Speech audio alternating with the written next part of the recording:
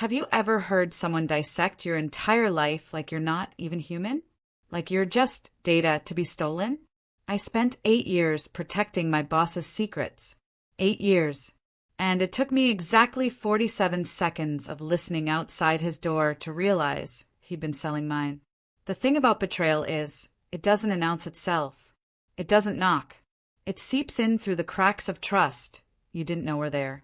And by the time you feel it, by the time you feel it, you're already drowning. That Thursday night, 9:23 p.m., the office was supposed to be empty. I was only there because I'd forgotten my daughter's birthday present in my desk drawer, a stupid little bracelet she'd been begging for. But as I passed David's office, I heard her voice. Maya, the new intern, 23 years old, same age I was when David hired me. She was crying. Please, she said. I can't keep doing this to her. She trusts me. And then David's voice, calm as morning coffee. She trusts me too. That's what makes this so easy. If you're enjoying my story, or before I tell you what they were doing, what I'd been blind to for weeks, please leave a like to cheer me up, subscribe to this channel so you don't miss my next life story, and tell me in the comments where you're watching from and what time it is there right now. It truly makes me happy to know what corner of the country or the world and what time you're listening from. I should have walked away, should have pretended I heard nothing. But then Maya said my name, my full name, and what came after it?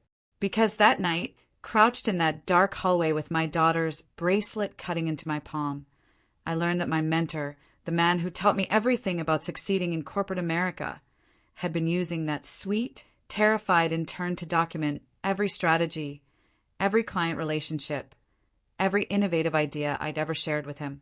He wasn't grooming Maya to replace me. He was grooming her to help him become me. Let me take you back before that night, back when I still believed loyalty mattered. My name is Claire. For 8 years, I was the backbone of Sentinel Marketing Group. Not the loudest voice in the room, never that, but the one who made sure everything ran. The campaigns that won awards, I built those from scratch. The clients who stayed for years, I nurtured those relationships like they were my own children. And David, David was more than my boss. He was my mentor, the man who took a chance on a single mom with no MBA and a resume full of gaps. He saw something in me when no one else did, told me I had instincts that couldn't be taught. I believed him.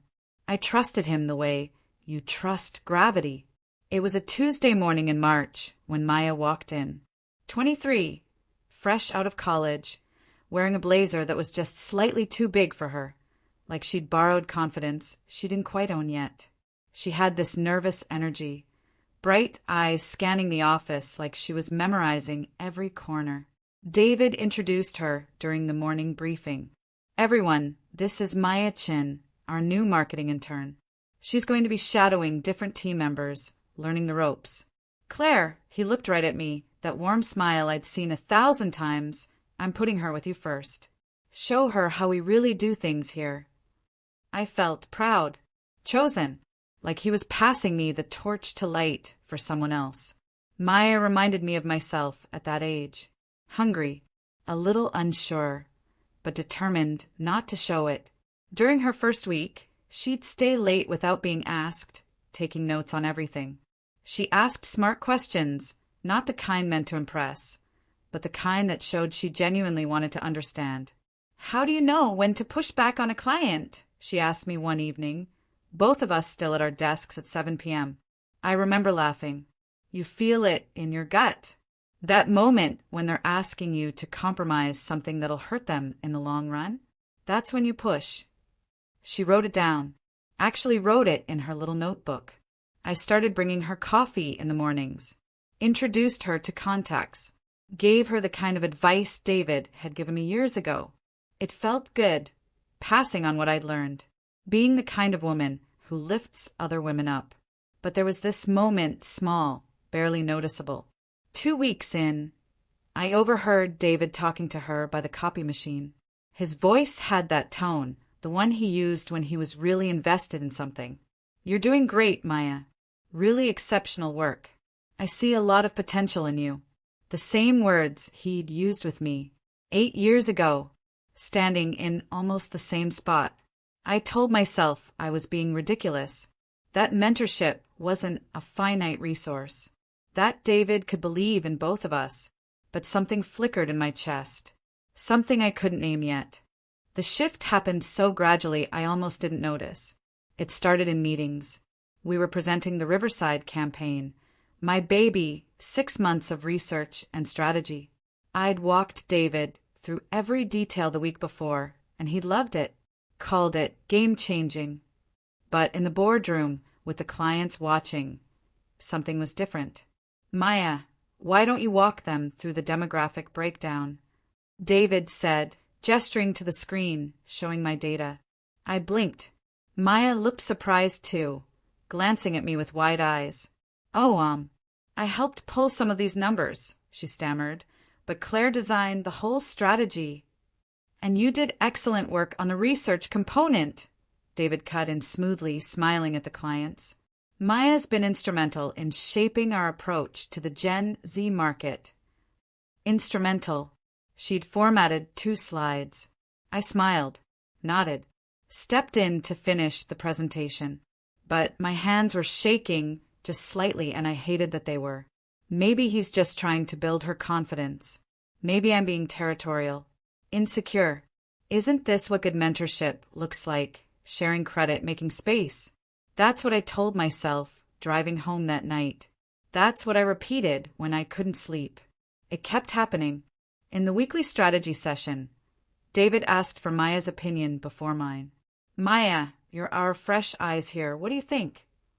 During a client call, he referenced Maya's insights about brand voice, insights I'd shared with her 2 days earlier during lunch. When I secured the Brennan account, our biggest win in 2 years, David sent a company-wide email praising the team's collaborative effort with Maya's name listed before mine. Small things. Individually, they meant nothing. But together, they started to feel like I was being erased. Slowly, politely, I ran into Jenna from accounting one afternoon at the coffee shop downstairs. We'd worked together for 6 years, knew each other's kids' names, complained about the broken printer, shared birthday cake in the break room. She got weird when she saw me, hesitated before sitting down. Hey, how are you holding up? She asked, and something in her voice made my stomach drop. Fine?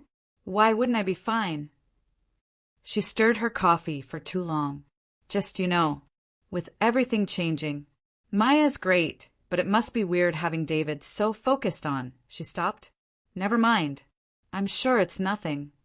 But it wasn't nothing, and we both knew it. I started watching, really watching. The way David's eyes would light up when Maya entered a room.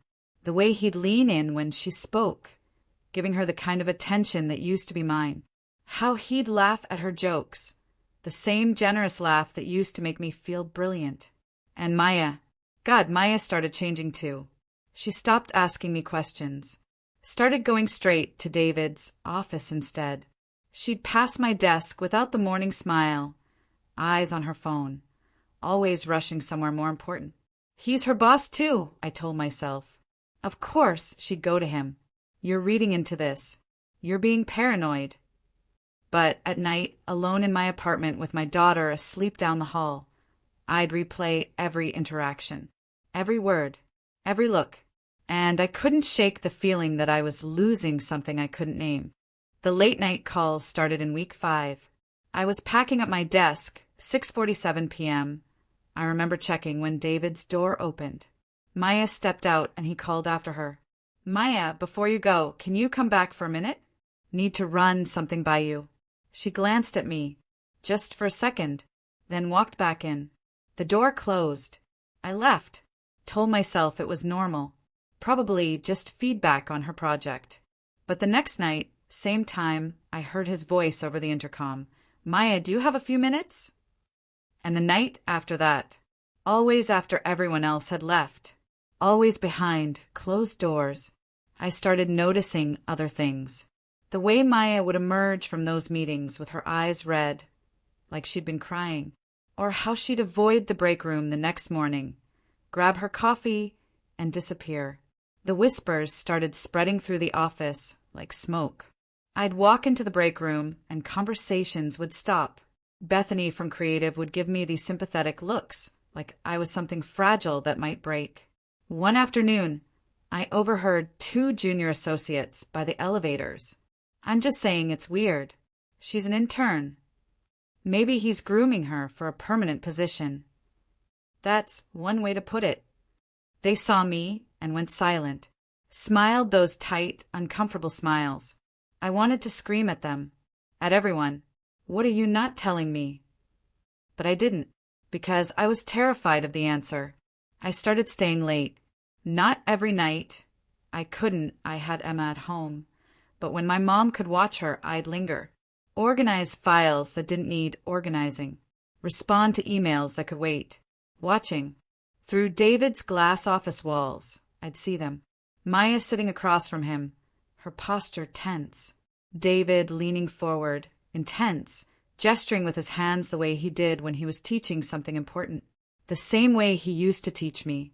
I told myself I was being crazy, jealous, that this was just how mentorship looked, that I should be happy for her. But then, it was a Thursday. I'd worked late finishing the cornerstone proposal, 36 pages of strategy I'd been developing for months. I sent it to David at 9 p.m. with a note, ready for your review. I think this could be the one. The next morning, I came in early, hopeful, excited even. Maya was already at her desk. When she saw me, she didn't say good morning, didn't smile. She looked at me with something I'd never seen before, something that looked like guilt and maybe fear. She quickly looked away, fingers frozen on her keyboard. "Morning, Maya," I said carefully. "Morning," she whispered, not meeting my eyes. And just like that, she grabbed her coffee and rushed toward David's office. Even though it was 7:45 a.m., even though he wasn't usually in until 8:30. That week, Maya stopped smiling when she saw me. And I knew, something was desperately wrong. I just didn't know yet that the wrongness was about me. The signs were always there. I just didn't want to see them. You know how sometimes you feel something before you understand it? Like your body knows the truth before your mind is willing to accept it? That's where I was. Walking through the office every day with this low-grade dread humming beneath my skin. It was the little things first. The things you could explain away if you tried hard enough. My calendar invites getting declined without explanation. David canceling our weekly one-on-ones, meetings we'd had religiously for 8 years, saying he was slammed, but then spending 2 hours behind closed doors with Maya. I'd send him strategy documents. He'd respond 3 days later with one line, "Looks good." Looks good. The man who used to tear apart my presentations with enthusiasm, scribbling notes in the margins, calling me into his office to debate messaging strategies for hours. Now I got 2 words. Then there was the Whitmore meeting. Whitmore Tech was my account. I'd landed them, nurtured them, grown their contract from $50,000 to nearly $500,000 over 4 years. The CEO, Janet, requested quarterly check-ins specifically with me. But that Tuesday morning, David stopped me in the hallway. "Claire, slight change of plans for the Whitmore meeting today. I'm bringing Maya into shadow." Shadow. Fine. I could handle that. Except when we sat down, David positioned Maya next to him at the head of the table. I sat to the side like I was the one shadowing. And when Janet asked about the Q4 campaign strategy, my strategy, the one I'd sent David 2 weeks ago, he turned to Maya. "Maya's been leading the research on this. Maya, want to walk Janet through our approach." Leading the research. She'd proofread one deck. 1. Maya stumbled through the presentation, mixing up metrics I'd spent weeks analyzing. I jumped in to clarify, and David gave me this look, this tight smile that said, "Let her finish," like I was interrupting. After the meeting, Janet pulled me aside in the hallway. "Everything okay, Claire?" That felt off. I forced a smile. Just transitioning some responsibilities. New team structure. She squeezed my arm. Well, I hope they know what they're doing. You're the reason we stayed with Sentinel. That afternoon, I went looking for the Cornerstone file. It was the proposal I'd sent David the week before, the one I'd poured my soul into. 36 pages of original research, innovative strategy, 3 years of client relationship building culminating in one perfect pitch. I needed to update one section before the Monday presentation. But when I opened the shared drive folder where we always kept active proposals, it was gone. Not archived. Not moved. Gone. I checked my sent emails. The timestamp was there. I definitely uploaded it. I checked the trash folder, the archive, every subfolder on the drive. Nothing.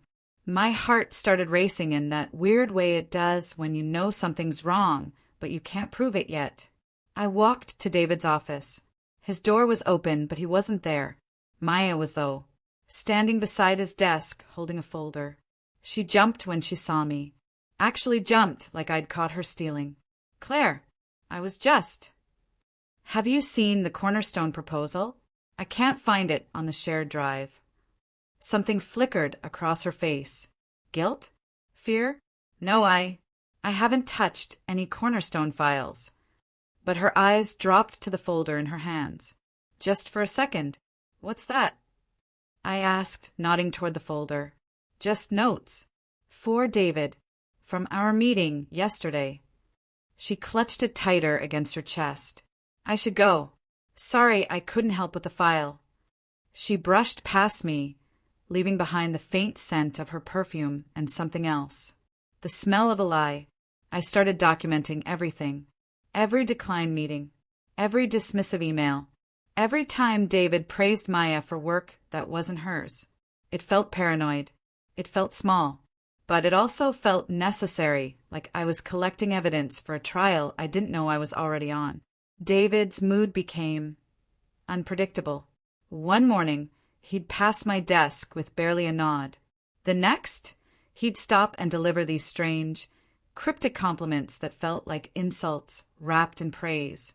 "You know, Claire, you've been such a steady presence here. Reliable. Consistent. Steady. Reliable. Consistent." These were words you used for office furniture, not for someone who'd helped build his department from the ground up. "Some people are visionaries," he said another time, coffee in hand, staring out his office window. Maya was at her desk within earshot. "And some people are executors. Both are valuable. Different, but valuable." He looked at Maya when he said visionaries. He looked at me when he said executors. I went home that night and cried in my car for 20 minutes before I could go inside and face my daughter. The worst part about gaslighting is how it makes you doubt your own reality. I started wondering if I was losing my mind. Was I imagining the coldness? Reading too much into normal workplace changes? Being territorial and threatened because I couldn't handle David mentoring someone else? I sat at my kitchen table one night, laptop open, scrolling through 8 years of emails from David, searching for proof that I wasn't crazy, that the warmth and respect I remembered had been real. "Claire, brilliant work on the Sanderson pitch. This is exactly why I hired you. Your instincts on the rebranding were spot on. Trust yourself. I don't say this enough, but you're the most valuable person on my team." When had that stopped? When had I gone from valuable to invisible? I called my best friend, Rachel, at 11 p.m. She'd listened to me rave about David for years, how he'd changed my career, believed in me, gave me opportunities. "Ratch, am I crazy? Tell me honestly. Am I being paranoid?" She was quiet for a long time. "Claire, I've been waiting for you to see this." "See what?" "That he's phasing you out." I didn't want to say anything because I know how much you respect him. But, honey, this isn't normal. None of this is normal. Hearing someone else say it made it real. Too real. But the next morning, I tried one more time to fix it. To fix us. To go back to how things were. I caught David before the executive briefing, armed with a new campaign concept I developed over the weekend. Brilliant stuff. I knew it was brilliant. David, do you have 5 minutes? I want to run something by you. He glanced at his watch. I'm pretty packed today, Claire. Can you shoot me an email? I did. Last week. And the week before. His jaw tightened. Claire, I don't appreciate the tone. I get hundreds of emails a day. If something's urgent, flag it as urgent. I did flag it. Look, he sighed, and suddenly his voice shifted into that overly patient tone you use with children. I know transitions are hard. Change is uncomfortable, but you need to trust the process here. What process? What transition? David, I don't even know what's happening. You won't meet with me. You're canceling our check-ins, and I feel like... You feel like what? His eyes went cold. Like you're not the center of attention anymore. Claire, this isn't about you. Maya is a talented young professional who deserves support and opportunities. If you can't handle that, maybe we need to examine why. Maya appeared around the corner, stopping short when she saw us.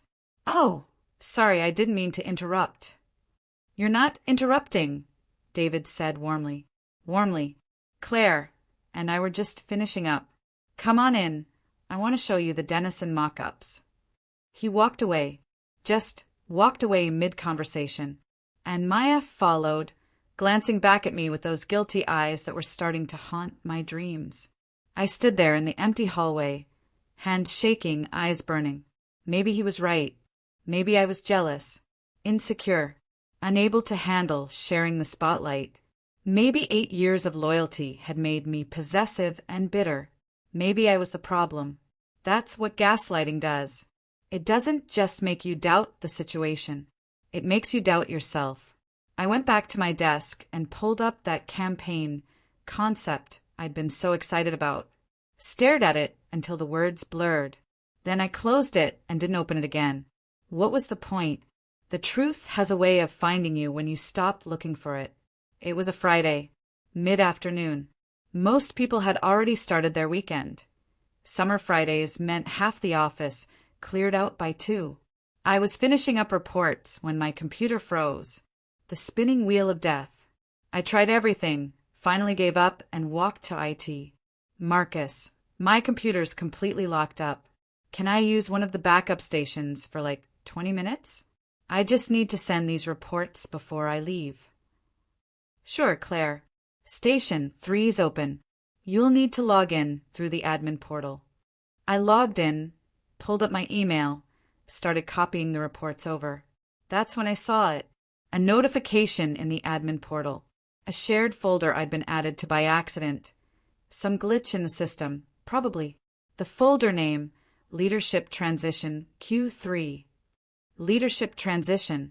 My hands were moving before my brain caught up. I clicked it open. Spreadsheets. Organizational charts. A document titled Succession Planning, Marketing Department. I opened it. There was my name. Claire Morrison. 8 years of service. Current role. Senior Marketing Strategist. And next to it in red text. Transition out. Q3 2024. Below that a detailed timeline. Week 1 to 4. Introduce replacement candidate, begin knowledge transfer. Week 5 to 8. Gradually reduce Morrison's client-facing responsibilities. Week 9 to 12. Shift primary accounts to new candidate. Week 13 plus. Performance documentation to support managed exit. Managed exit. They were building a case to fire me. My vision blurred. I scrolled down, hands numb. There were notes, observations, all from the past 6 weeks. Morrison showed resistance when Chun was included in Whitmore meeting. Morrison expressed concerns about changes, indicates difficulty adapting. Morrison appears threatened by younger team member success. Every conversation I'd had with David, every time I'd asked what was happening, expressed confusion, tried to understand why I was being pushed out. He'd documented it, twisted it, used my pain as evidence against me. I kept scrolling. At the bottom, there was an attachment, a proposal, the cornerstone proposal. My cornerstone proposal. Same research. Same strategy. Same innovative approach I developed over 6 months. But the name on the document had been changed. Cornerstone Marketing Strategy, prepared by Maya Chin, with strategic oversight by David Patterson. I clicked on the properties, saw the document history. Original author, Claire Morrison. Last modified by David Patterson. Date modified 2 days ago. My hands went cold. Actually cold, like someone had drained all the blood from my body. He'd stolen it, stolen my work, put Maya's name on it, was going to present my strategy as hers, while simultaneously building a case to fire me for being difficult and resistant to change. I scrolled to the final page. There was an internal memo. Drafted, not yet sent. Scheduled to go out Monday morning to the executive team. After careful consideration and performance review, we will be restructuring the marketing department. Claire Morrison will be transitioning out of her current role to pursue other opportunities. Maya Chen will be stepping into an expanded position as lead marketing strategist, effective immediately. And there at the bottom, 2 signatures. David Patterson, Director of Marketing, and Maya Chen. She'd signed it, the girl I'd mentored, brought coffee to, shared my knowledge with, protected. She'd signed the document that would erase me. Then I saw the date on her signature. 3 weeks ago. She'd known. This whole time she'd known. Those guilty looks, the avoidance, the late-night meetings. David hadn't been mentoring her. He'd been coaching her, preparing her, using her to document everything I said, every strategy one shared, every piece of institutional knowledge I'd built over 8 years. And she'd let him. No, she'd helped him. My hands were shaking so hard I could barely hold the mouse. But I printed everything. Every page, every document, every email thread I could find in that folder. 23 pages of evidence. I sat there, staring at that stack of paper. 8 years of loyalty. 8 years of late nights, sacrifice weekends, missed bedtimes with my daughter. 8 years of believing that hard work and dedication mattered. And in 47 pages of cold, calculated documentation, they'd reduced me to a problem to be solved. I folded those papers carefully, slipped them into my bag, and for the first time in 6 weeks, I stopped doubting myself, because I finally understood exactly who I was dealing with, and exactly what I was going to do about it. I didn't sleep that weekend. Saturday morning, I sat at my kitchen table with those 23 pages spread out in front of me like evidence at a crime scene. Emma was at my mom's house, thank God, because I couldn't have hidden this from her. Couldn't have pretended everything was okay when my entire world had just collapsed. I read every word, over and over, memorizing the dates, the language, the deliberate construction of my destruction. They'd been so careful, so methodical. Every note was clinical, professional, nothing overtly cruel, just cold, strategic elimination dressed up as performance management and organizational evolution. The thing that kept circling in my mind was Maya's signature, that graceful loop of her name at the bottom of the transition memo. I'd seen her practice that signature during meetings, doodling in the margins of her notebook while I explained campaign strategies she was apparently memorizing to steal. I wanted to rage, wanted to scream, wanted to forward every document to the entire company and watch David's carefully constructed empire burn. But something stopped me. Rachel called me Saturday afternoon. I'd texted her a vague need-to-talk message at 2 a.m. that I'm sure terrified her. Claire, what's going on? You're scaring me. I told her everything. The documents, the timeline, the stolen proposal, Maya's signature. When I finished, there was silence on the other end. Ratch. I'm here. I'm just. She exhaled slowly. I'm trying not to tell you to burn that place to the ground. That's my first instinct too. But I don't know if that's smart. If I go in Monday guns blazing, he's had 8 years to build relationships with the executives. He's charismatic, connected. You're just the person who actually did the work, Rachel cut in fierce. Claire, you have evidence. Documentation. They can't spin their way out of that. Can't they? My voice cracked. He's already convinced everyone I'm threatened by Maya. Resistant to change. Difficult. If I come at him with accusations, doesn't that just prove his narrative? What if no one believes me? Rachel was quiet for a long moment. Then you make them believe you. But Claire, you need to be strategic. This isn't about emotion anymore. It's about power. And right now, you're the only one who knows you have it. Sunday afternoon, I went for a walk. Ended up at Riverside Park, sitting on the bench where David and I had once celebrated landing our first major client. He'd brought champagne in coffee cups and told me I was going to change the trajectory of the whole department. You see things other people miss, he'd said. That's rare. Don't ever let anyone make you doubt that.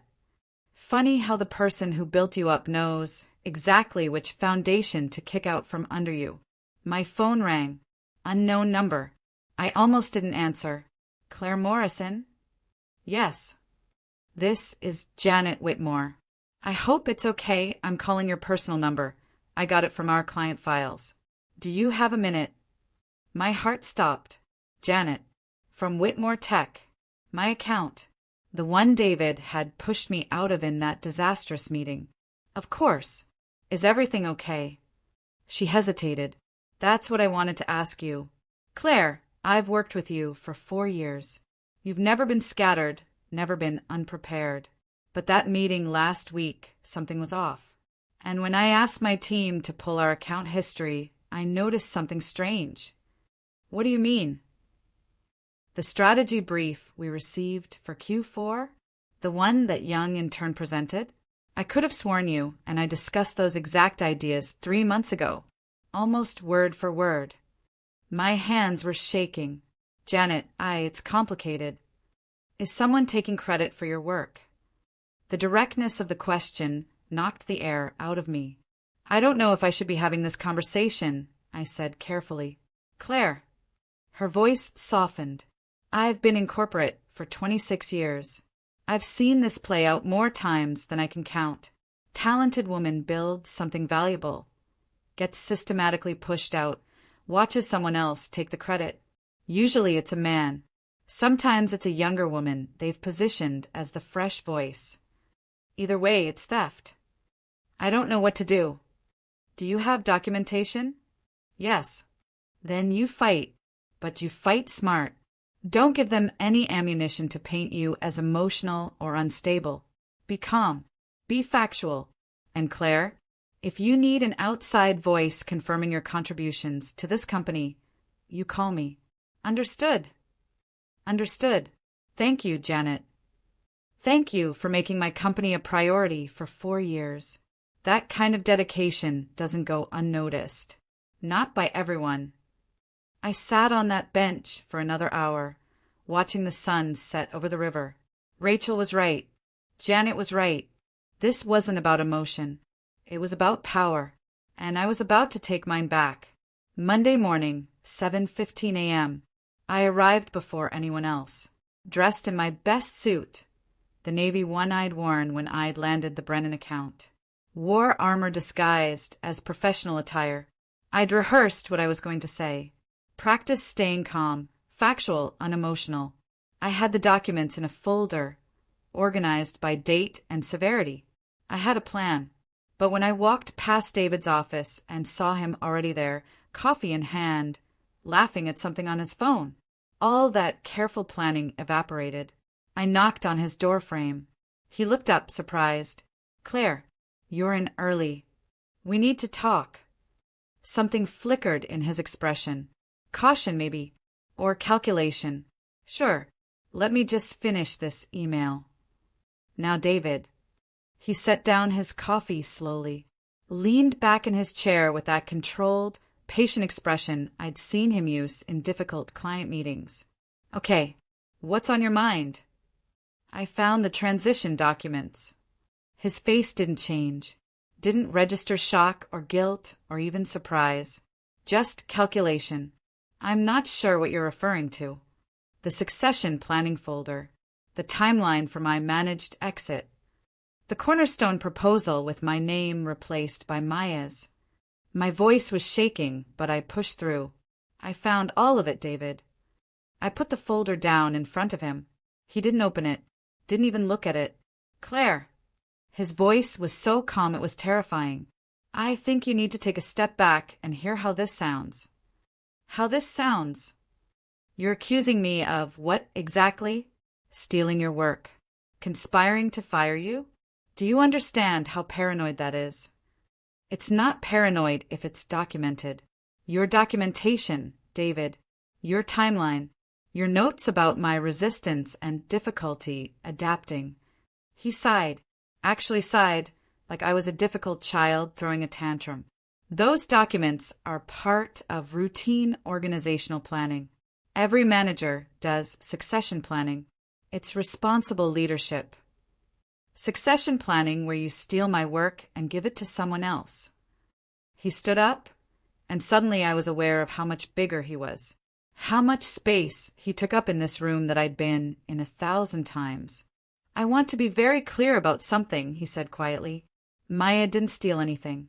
She's been developing her own strategies, informed by the team's collective knowledge. My knowledge, my research, my client relationships that I introduced her to. Which is called mentoring, Claire. It's what you're supposed to do. Or is your ego so fragile that you can't handle someone else succeeding? There it was. The accusation I'd been dreading. This isn't about ego. Isn't it? He moved around the desk, close enough that I had to fight the urge to step back. Let's be honest. Ever since Maya arrived, you've been territorial. Possessive. I've tried to be understanding because I know change is hard, especially for someone who's been comfortable for so long. Comfortable. Like 8 years of excellence was just coasting. You're twisting this. I'm stating facts. You've been resistant to collaboration, hostile toward a junior colleague who's just trying to learn. And now you're going through confidential files you had no authorization to access, making wild accusations. They're not wild. You documented a plan to fire me. I documented concerns about your recent performance and attitude, because that's my job, Claire. To address problems before they become liabilities. Liabilities. 8 years and I'd become a liability. I have given everything to this department. Nights, weekends, time with my daughter. I built half our client base from scratch. I trained every junior strategist who came through here, including Maya. And that's admirable. It is. His tone shifted, became almost gentle, pitying. But Claire, the industry is changing. We need fresh perspectives, innovation, energy, and I'm worried that you've become stuck, resentful of new talent instead of embracing it. He was good. God, he was so good. Every word designed to make me question myself, to make me sound hysterical and threatened and exactly like the narrative he'd already constructed. The cornerstone proposal has my research, my strategy. You can check the file history. The cornerstone proposal was a collaborative effort. Maya did the initial research. You provided guidance. These things are always team efforts. That's not true. Claire.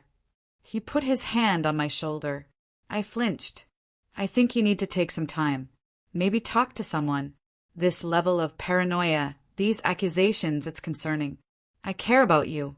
I don't want to see you spiral like this. And there it was, the final move. I wasn't being pushed out for poor performance. I was being framed as unstable. Maya appeared in the doorway. Of course she did. Probably summoned by some silent signal I'd missed. Oh, sorry, I didn't know you were. She stopped, saw my face, saw the papers on David's desk. Did you know? I turned to her. When I was teaching you about client retention, about strategy development, about navigating office politics, Did you know you were replacing me? She looked at David, then at me. Her eyes were wet. Claire, it wasn't like that. When did you know, Maya? He told me 3 weeks ago that there might be an opportunity. He said that you wanted to transition out. Pursue other things. Pursue other things. Is that what he said? David stepped between us. Maya, you don't need to explain yourself. Claire is going through something right now. It's not your responsibility to manage her emotions. I trusted you, both of you. I gave you everything. And we appreciate your contributions, David said smoothly. But I think it's best if you take the rest of the day. Clear your head. We can continue this conversation when you're calmer. When you're calmer, like I was being irrational, hysterical. Everything he needed me to be to justify what came next. I looked at Maya, really looked at her. Saw the guilt, yes, but also the ambition. The choice she'd made. She'd known. Maybe not at first, but eventually she'd known. And she'd signed that memo anyway. I hope it's worth it, I said to her. I hope when he does this to you, and he will, eventually, I hope you remember this moment. I picked up my folder, my evidence, my proof that apparently meant nothing against a well-constructed narrative and 8 years of misplaced trust. David's voice followed me to the door. Claire, I want you to know this comes from a place of care. I think you should consider whether this role is still the right fit for you. No shame in moving on. Sometimes we outgrow positions, or positions outgrow us. I didn't turn around. We'll talk soon, he added, when you've had time to think clearly. I walked out of his office with as much dignity as I could gather, made it past Maya's desk, past the early arrivals who glanced up curiously, past the bathroom, past the elevator. I took the stairs, all 7 flights, and halfway down, in the cold concrete echo of the stairwell, I finally let myself break. I'd walked in with evidence and truth. I'd left with nothing but the confirmation that sometimes in these pristine corporate halls, truth doesn't matter as much as power. And David had all of it. I sat on those stairs for 15 minutes, mascara running, hands shaking, everything I'd built crumbling around me. He'd won. He'd gaslit me, dismissed me, made me look unstable in front of the person he was grooming to replace me. Every word I'd said just reinforced his narrative. Every emotion I'd shown just proved I was spiraling. A text from Rachel. How did it go? I couldn't answer. Couldn't type the words. I stood up, wiped my face, tried to breathe. I left that stairwell shaking, humiliated, powerless. But that wasn't the end. Not even close. Because sometimes the worst thing that can happen to you is the thing that finally shows you exactly who you are and what you're willing to fight for. David thought he'd broken me in that office. He had no idea what he'd actually done. He'd freed me. I didn't go home. I couldn't face the emptiness of my apartment, couldn't face my daughter's questions about why I was home so early, couldn't face the reality of what had just happened. Instead, I ended up at the coffee shop 3 blocks from the office, the one where I'd spent countless mornings preparing for presentations, where David and I had celebrated wins, where I'd mentored Maya over lattes just 6 weeks ago. My phone kept buzzing. Messages I couldn't bring myself to read. I kept replaying the confrontation. Every word, every look. The way David had turned my truth into my instability. The way Maya had stood there, guilty but silent, choosing her future over my present. What haunted me most was how easily he'd done it. How quickly 8 years of credibility had dissolved the moment I'd shown emotion. Shown pain. That's the trap, isn't it? You're supposed to be professional, calm, unemotional. But when someone is systematically destroying everything you've built, how are you supposed to stay calm? And when you don't, when you show that you're human and hurting, that becomes the evidence they use against you. You can't win. I pulled out my notebook, the one I'd used for strategy sessions, client notes, all those ideas I'd poured into David's department. I started writing. Not strategy this time. Just truth. What did I do wrong? I worked hard. I was loyal. I mentored when asked. I shared knowledge freely. I trusted that excellence would be enough. That dedication would protect me. That if I just kept proving my value, they'd see it. They'd appreciate it. I stared at those words, and then I wrote what I'd been afraid to admit. I was naive. I thought the rules applied to everyone equally. I thought merit mattered more than narrative. I thought David saw me as an equal, not as a resource to be used up and discarded. My phone rang. Not a text this time. An actual call. Janet Whitmore. Janet. Claire, where are you? I've been trying to reach you. I confronted him. This morning. It didn't go well. Silence on the other end. Then what happened? I told her everything. The meeting. His gaslighting. The way he'd flipped my evidence into proof of my instability. Maya's appearance. The suggestion that I was spiraling and needed to think clearly about whether this job was still the right fit. When I finished, Janet's voice was tight with controlled anger. He's setting up a termination. You know that, right? I know. Claire, listen to me very carefully. You need to document everything that just happened. Every word he said. Time, date, witnesses. Email it to yourself from a personal account. Do you understand? What's the point? He's already convinced everyone I'm the problem. Has he? Or has he convinced you that you're powerless? That hit differently. I've been in rooms with you. I've seen your work. I've watched you handle crisis situations with grace and intelligence. That person doesn't disappear because one manipulative man says she's difficult. You're letting him define your reality. I don't know how to fight this. Then learn. Fast. Because, Claire, men like David, they count on women like you being too professional, too afraid of seeming emotional, too worried about their reputation to fight back. They weaponize your own integrity against you. What should I do? First, stop isolating. He wants you to feel alone. Second, document everything. Third. She paused. You need to decide how far you're willing to go. Because exposing this will get messy. It will get ugly. And you need to be prepared for that. I have a daughter. I can't afford to lose this job.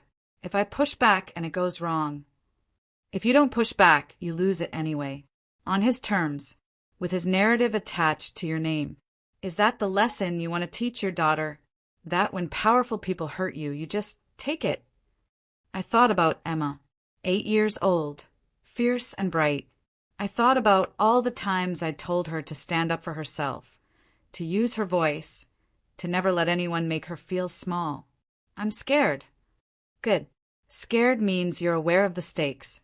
But Claire, scared doesn't mean powerless. You have documentation. You have client relationships. You have 8 years of measurable contributions. And you have me, willing to go on record about your work. Why are you doing this? You don't owe me anything. Janet's voice softened. 20 years ago, I was you. Different company, same story. A male supervisor took credit for my work, pushed me out when I complained. I didn't fight. I let him write the narrative. And it followed me. Whispers that I was difficult, that I couldn't handle pressure. It took me 5 years to rebuild my reputation. I don't want that for you. And more importantly, I don't want that for the next woman David decides to use up and throw away. Because if he did this to you, he's done it before.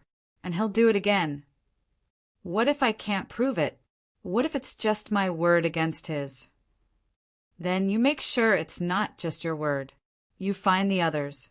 You build a pattern. You make it impossible to ignore. I sat there, phone pressed to my ear, staring at the evidence folder I'd brought with me. I don't even know where to start. Start with surviving today. Then tomorrow, you start building your case. Not emotional, not reactionary, strategic, methodical. Everything he taught you about winning, you use it against him. Okay. I'll fight. Good. Now go home. Rest. Tomorrow we plan. I sat there for another hour, nursing cold coffee, watching people rush past the window on their way to wherever they needed to be. Somewhere in that office, 7 blocks away, David was probably meeting with HR, framing our confrontation his way, documenting my outburst and unfounded accusations. Maya was probably at her desk, trying to convince herself she'd made the right choice. And I was here in this coffee shop at the lowest point of my professional life. But something had changed in that phone call with Janet. I'd walked into David's office that morning expecting truth to be enough. I'd learned it wasn't, but maybe that was the lesson I'd needed. Truth wasn't enough, but truth plus strategy, truth plus documentation, truth plus allies and patience, and the kind of cold, calculated planning David thought only he was capable of? That might be enough. I gathered my things, put the evidence folder carefully in my bag. I left that coffee shop shaking, but not broken, because David had made a mistake in that confrontation. He'd shown me exactly who he was, exactly how he operated, exactly what he was willing to do. And now I knew. Now I knew what I was fighting. And more importantly, I knew what I was fighting for. This wasn't the end. This was just the beginning of the part of the story where I stopped being his victim and started being his reckoning. The first night after the confrontation, I didn't sleep at all. I lay in bed staring at the ceiling, replaying every word David had said, every calculated deflection, every moment he'd made my truth sound like my delusion. You're being paranoid. This level of emotion is concerning. Maybe you should think about whether this role is still the right fit. His words circled in my mind like vultures. And the worst part of me, that small, exhausted part that just wanted the pain to stop, wondered if he was right. Maybe I was overreacting. Maybe I was too territorial. Maybe 8 years had made me complacent, resistant to change, exactly like he'd said. 3:47 a.m. My phone glowed on the nightstand. 17 unread messages I couldn't bring myself to check. Probably concerned colleagues. Maybe HR wanting to discuss the situation. I turned it face down and closed my eyes, but sleep wouldn't come. The next morning, I got Emma ready for school like nothing had changed. Made her breakfast, braided her hair, kissed her forehead, and told her to have a great day. She looked at me with those sharp 8-year-old eyes that see more than you want them to.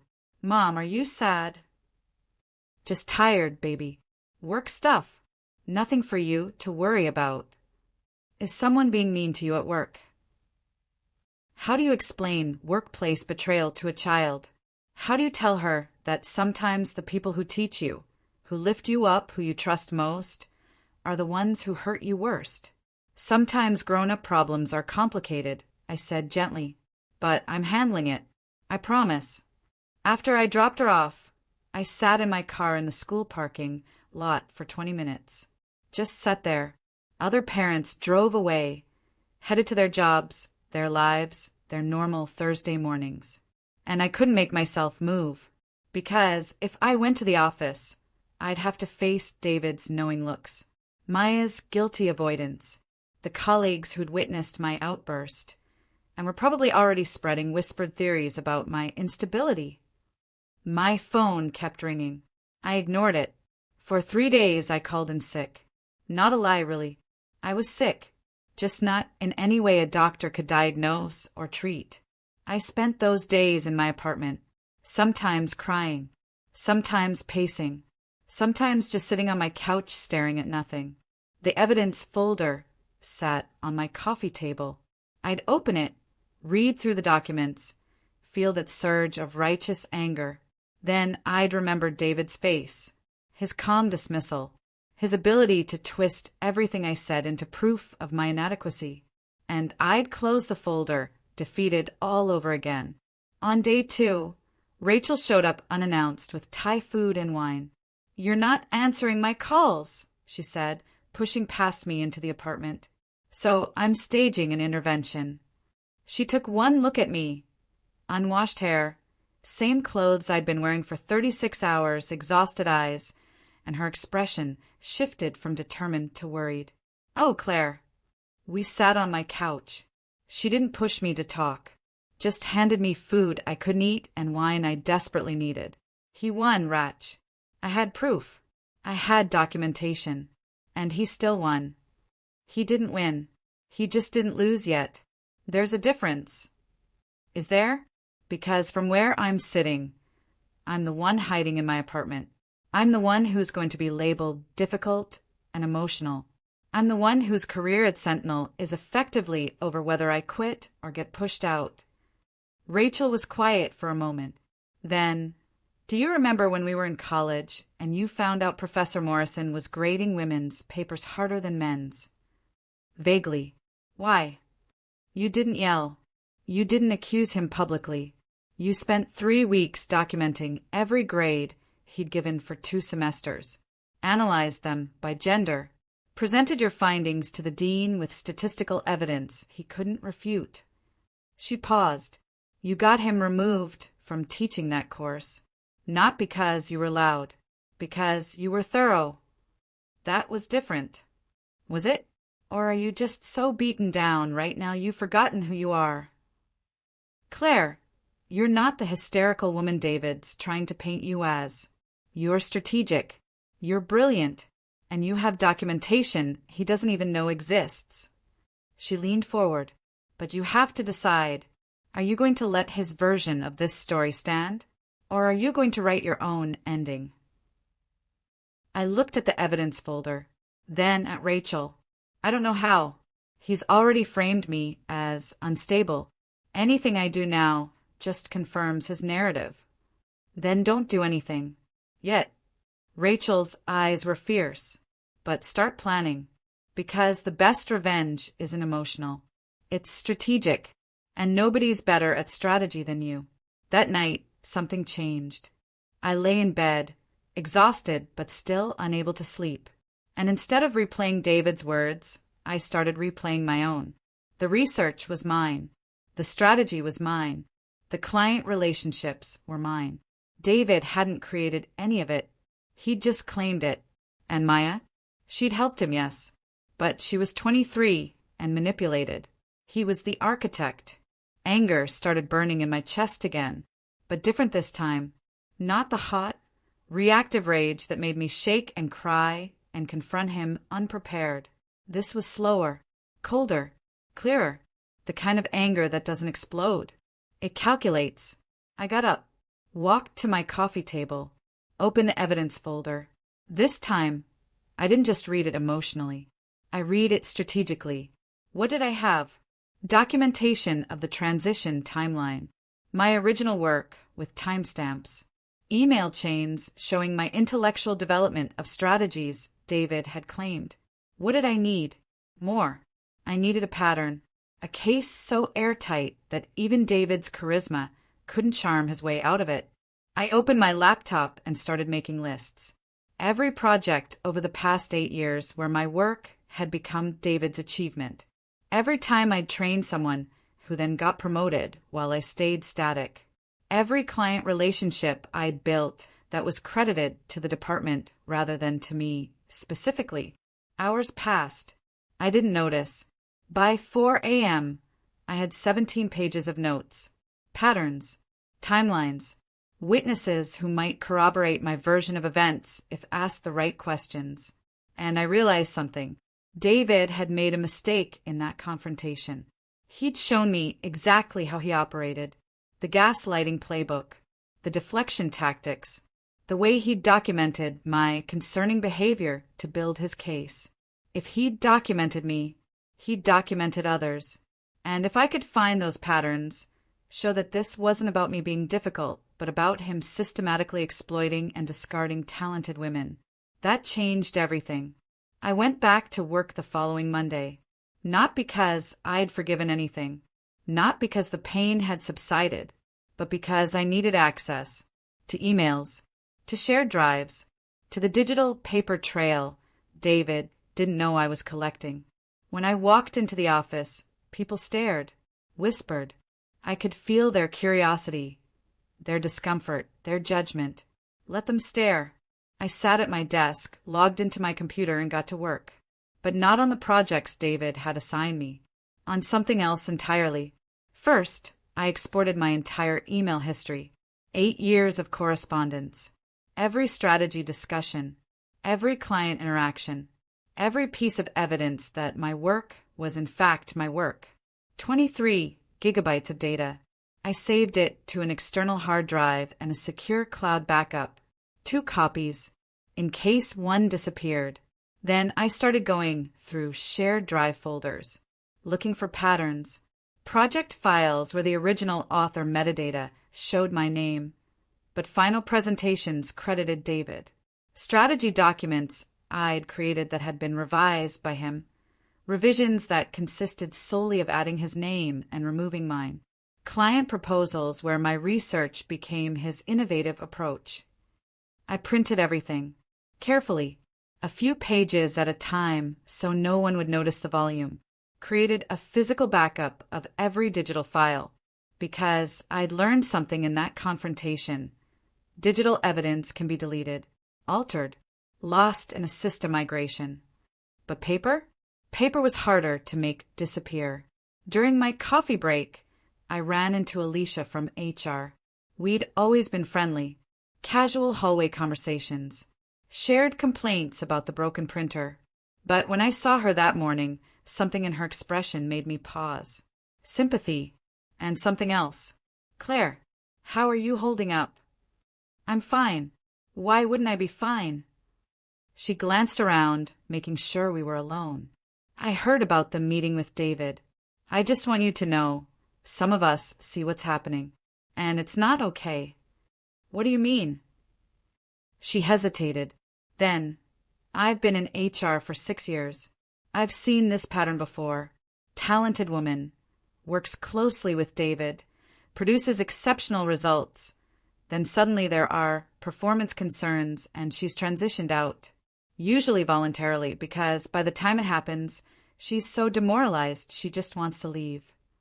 How many times? I asked quietly. That I know of personally. 3.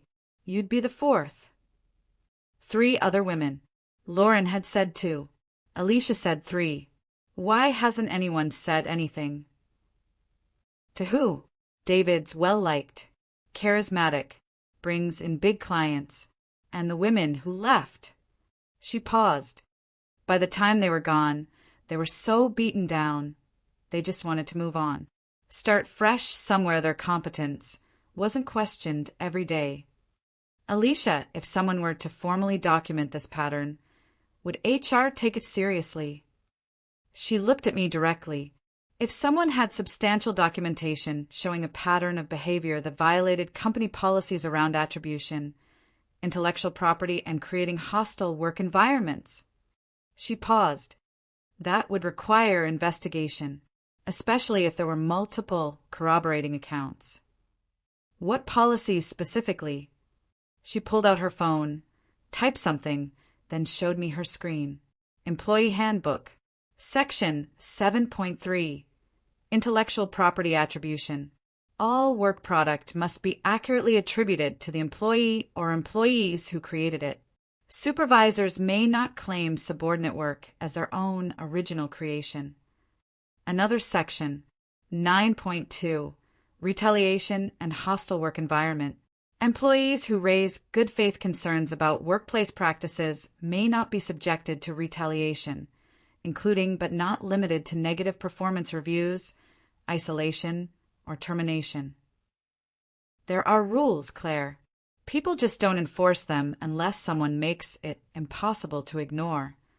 She put her phone away. I can't help you officially. Not yet. But if you're building something, build it thoroughly. Make it undeniable. She paused. And if you need someone in HR to verify that certain documents existed on certain dates, my email timestamp might be useful. Thank you, I whispered. She nodded and walked away. I went back to my desk with new focus. I had the what, documentation of stolen work. I had the who, David with Maya as his tool. Now I needed the how to expose it in a way that couldn't be dismissed or deflected. I started creating a timeline. Not emotional, not accusatory, just facts. Date, March 15th. I created the cornerstone strategy framework. Email to David attached. Date, March 22nd. Voice memo where I brainstormed the core consumer segmentation concept. Date, April 3rd. David presented his innovative approach to the executive team. My framework, my language, his name. Date, May 1st, Maya hired. Date, May 20th. I shared the kinetic research with David in our weekly one-on-one. Date, June 5th. David assigned the kinetic pitch to Maya as lead strategist. Every event, every document, every witness who could corroborate. A story told in timestamps and metadata and undeniable digital evidence. And then I started planning the reveal. Not a confrontation, not an emotional outburst. A situation where the truth would expose itself. I thought about David's patterns, his need to showcase his talent, his confidence that his charisma would always win.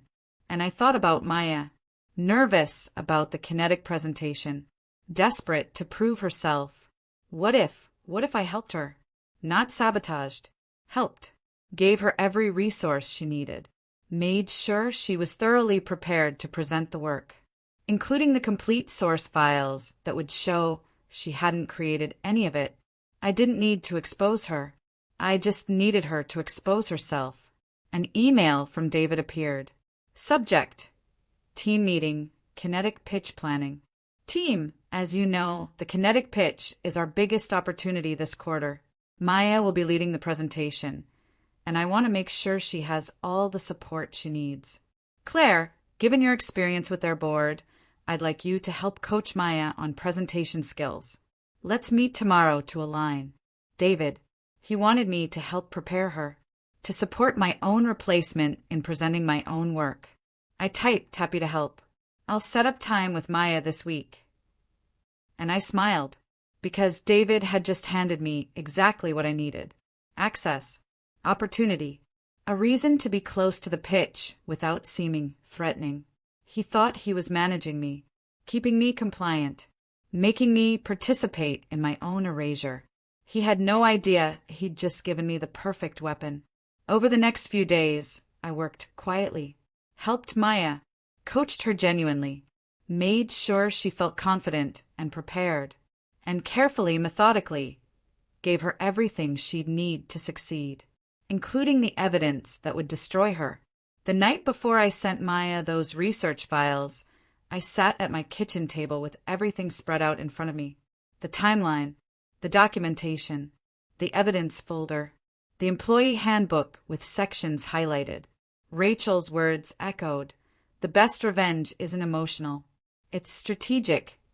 This wasn't revenge. This was justice. I attached the comprehensive research archive to an email for Maya. Every file she'd need for the presentation.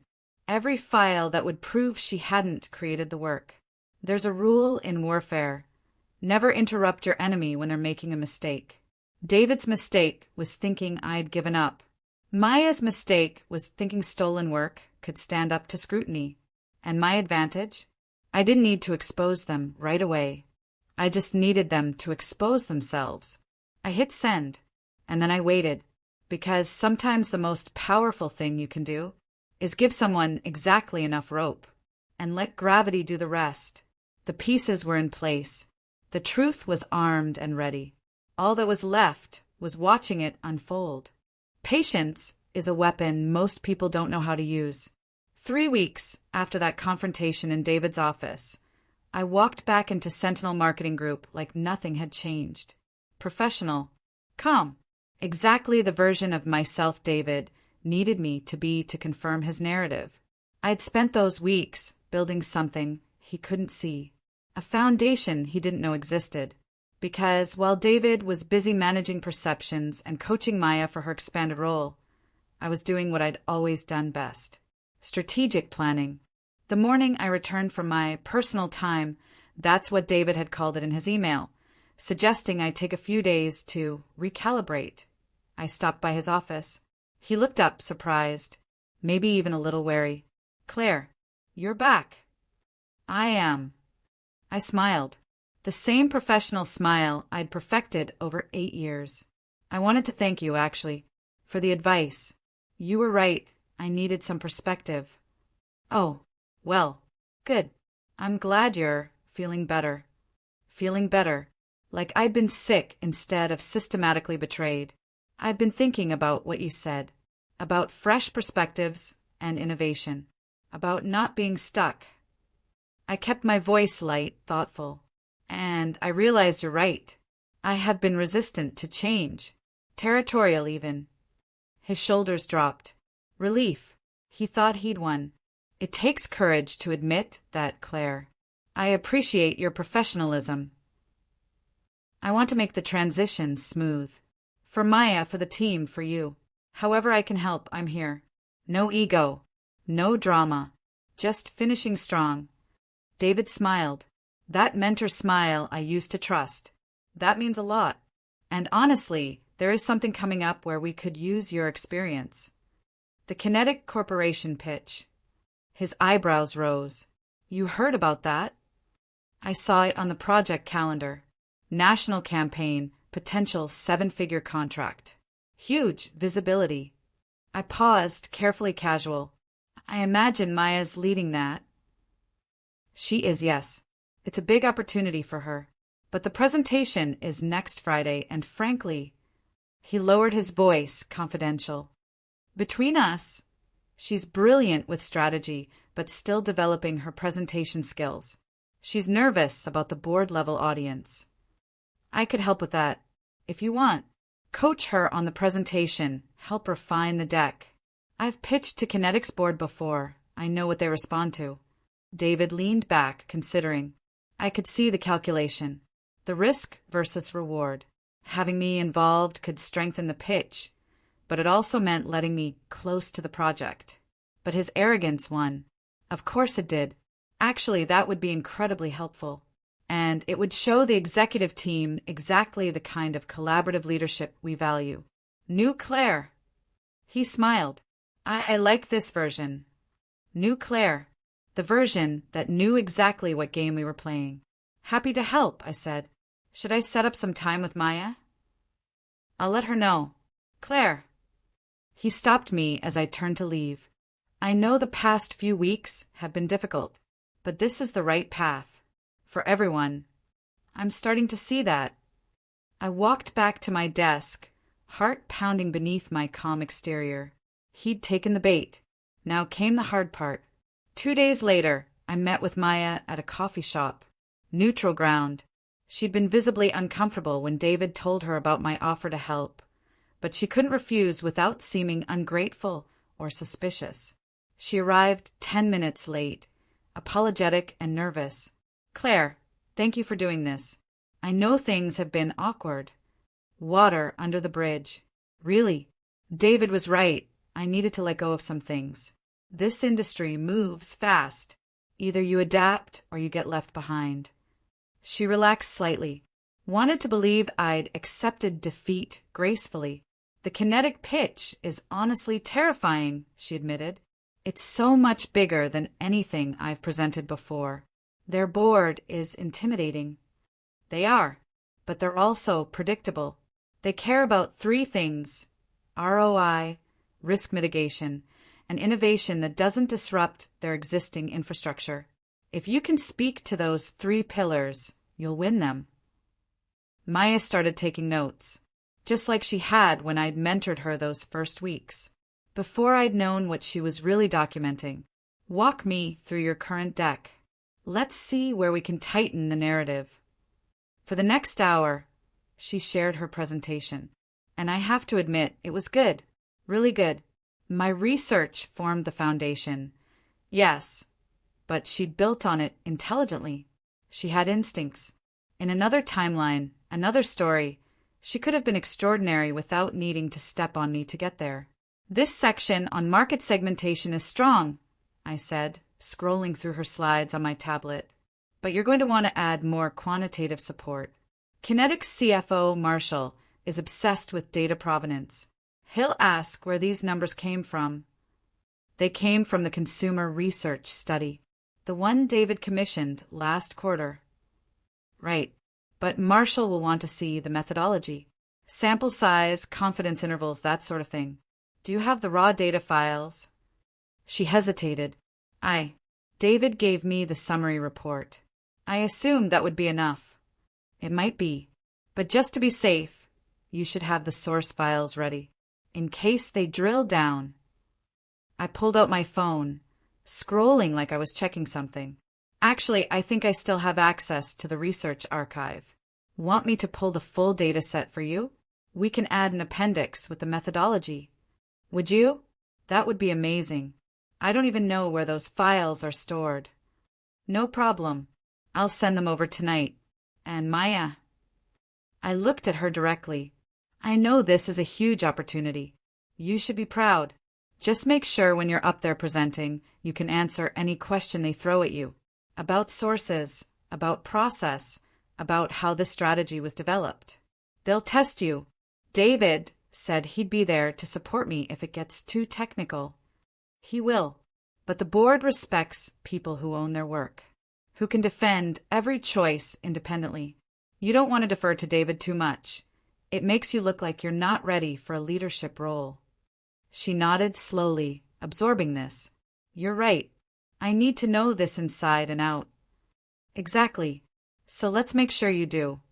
That night, I sent Maya the research files she'd requested.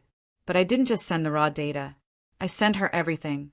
The complete archive, including the original project folders with clear file ownership metadata, timestamps showing when each analysis was created and by whom, email chains discussing methodology, draft versions with my comments and revisions tracked, every piece of digital evidence that showed the intellectual lineage of the work she was about to present as her own.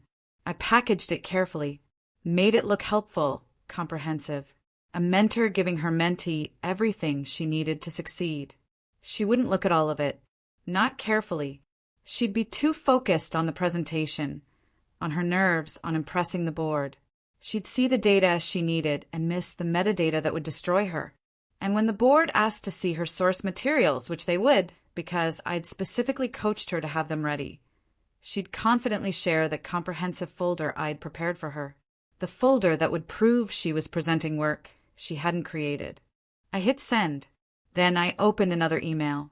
This one to Lauren Vickers, Sentinel's VP of Client Relations, a woman I'd worked with on dozens of campaigns, a woman who'd watched the past few months unfold with increasing discomfort. The email was brief. Lauren, I know you're attending the Kinetic pitch next Friday. I wanted to flag something that's been concerning me. Some of the research being presented may have attribution issues.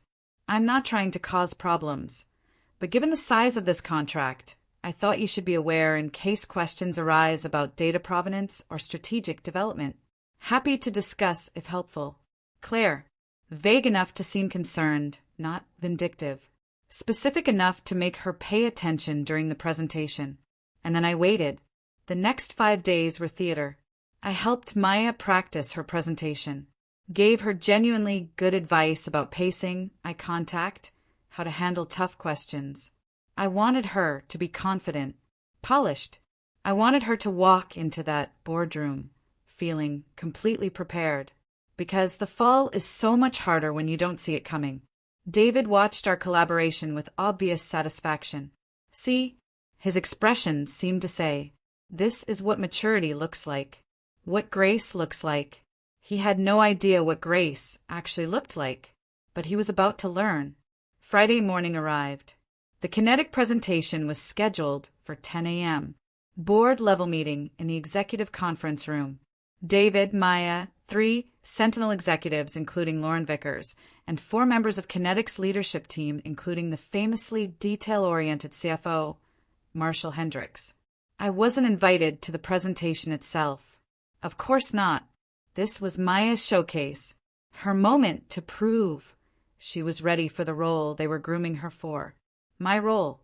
But I was in the office, at my desk, Working quietly on transition documentation David had requested. Organizing 8 years of client knowledge to hand over to my replacement. The irony wasn't lost on me. At 9:45, Maya stopped by my desk. She looked nervous but excited. Professional dress, carefully styled hair, holding the presentation folder I'd helped her perfect. "Thank you," she said quietly, "for helping me. I know you didn't have to."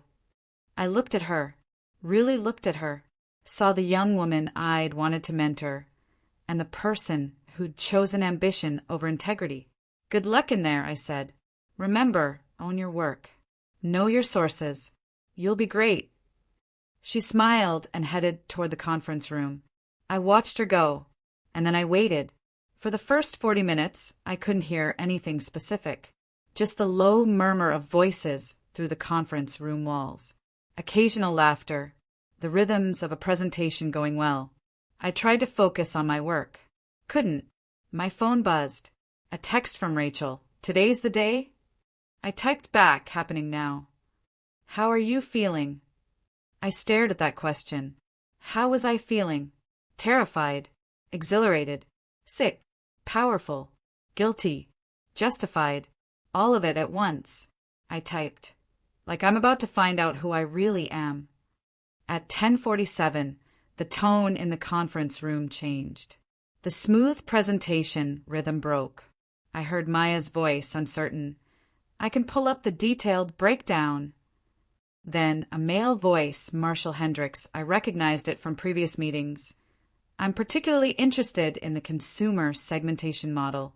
This kind of granular analysis usually requires significant longitudinal data. What was your sample methodology?"